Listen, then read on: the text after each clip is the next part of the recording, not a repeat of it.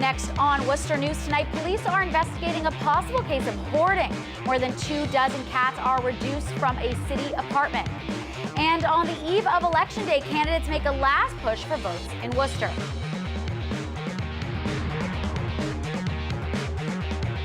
Good evening. Thanks for joining us. I'm KAYLA MAMELAK. 28 cats are rescued from a Worcester apartment. The rescue shelter says the tenant who was being evicted was hoarding the cats. More than 24 cats are now safe at Worcester Animal Rescue League. They were found inside this apartment building during an eviction Monday led by the Division of Public Health. The 70-year-old tenant was allegedly housing 28 cats in unsanitary conditions. Police say 4 cats were found dead at the apartment and others were covered in urine. It was a few kittens that we had given baths to, and they were so thirsty that they were trying to drink the water dripping from the faucet. Worcester police say the tenant immediately requested a health evaluation and was taken to the hospital. Police brought the cats to the Animal Rescue League where they will be neutered and spayed for adoption. It's really easy to get very angry in these situations, but really what matters is that we're here to help. Not only the pets, but the people that need our help. Executive Director Allie Tellier says the cats will be seen by a vet first thing Tuesday. Police say the investigation is ongoing. This got out of control. If we were to intervene earlier and help spay and neuter the pets, this problem could have been avoided. Well, the Telegram reports the tenant has been cited on 3 other separate occasions. A car crash in Auburn sends 1 person to the hospital and ends up in a fiery scene. Auburn police tweeted out these photos. Both cars caught fire after the crash. It happened just after 7 at the intersection of Vine and Richard Streets. All the people inside the cars made it out okay. The Auburn Fire Department says 1 person was taken to the hospital with minor injuries. Vine Street was closed as crews cleared the cars off the road. The street is open at this hour. Well, the polls open in Worcester in less than 9 hours. Voters will decide several contested races, including for mayor and city council. Tonight, many candidates, including Worcester Mayor Joseph Petty, were out holding signs and greeting potential voters. The polls open at 7 a.m. Tuesday morning. 12 candidates are running for 6 spots on city council, and 10 candidates are vying for 6 seats on the school committee.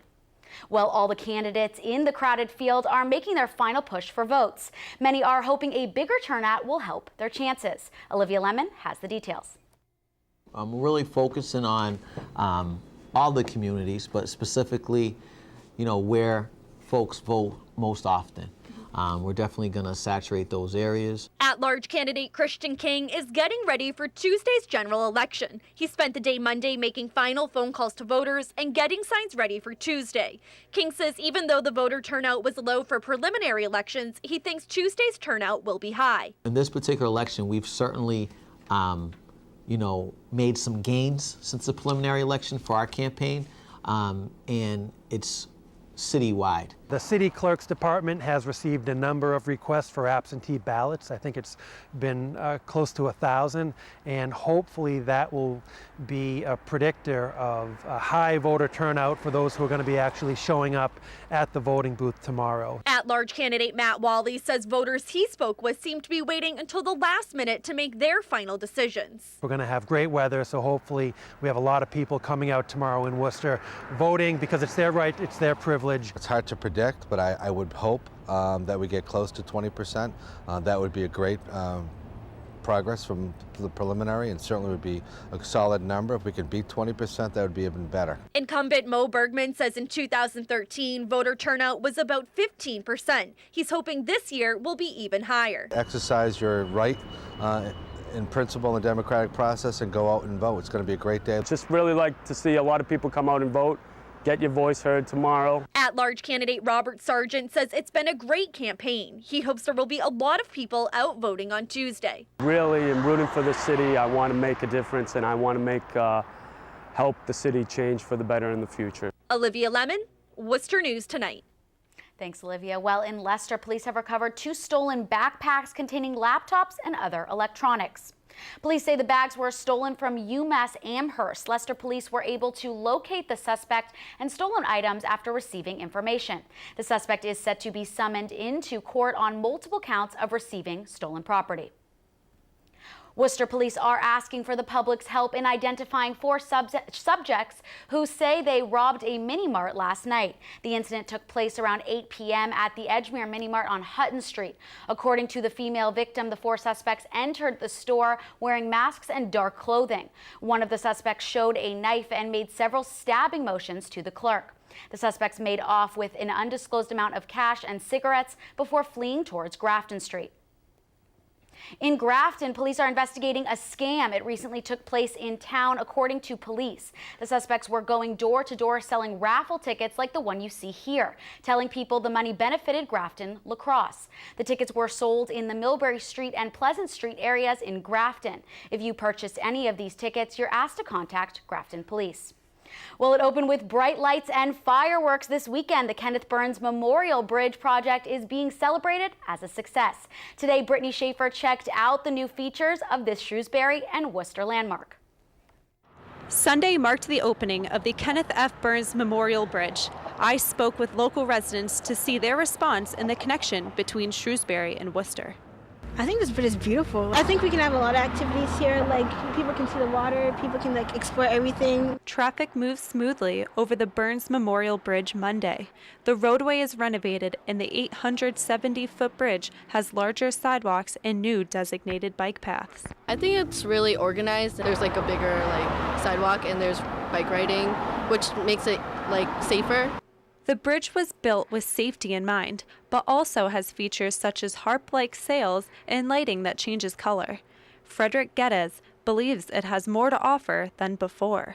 More than a bridge, it's a history lesson.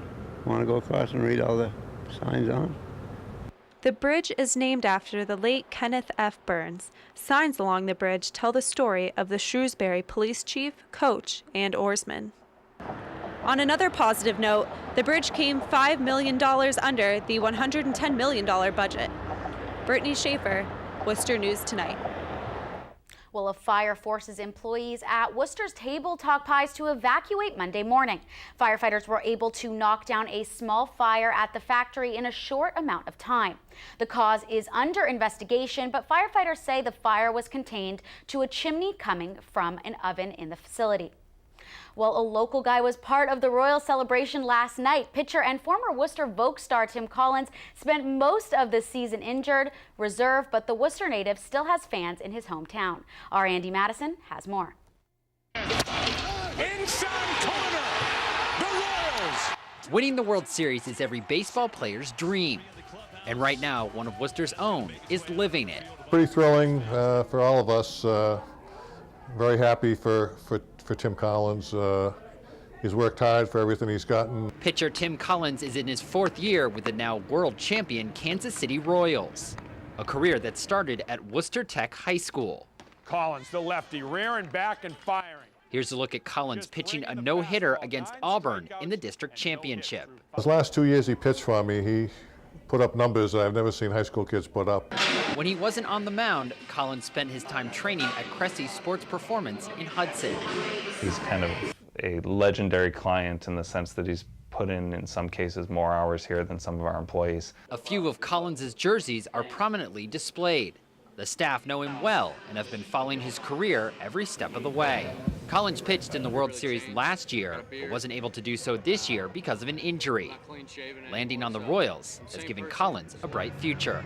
He's a good guy. He's very well liked around here. He deserves whatever he gets, and putting a World Series ring on his finger is right there on that list. Andy Madison, Worcester.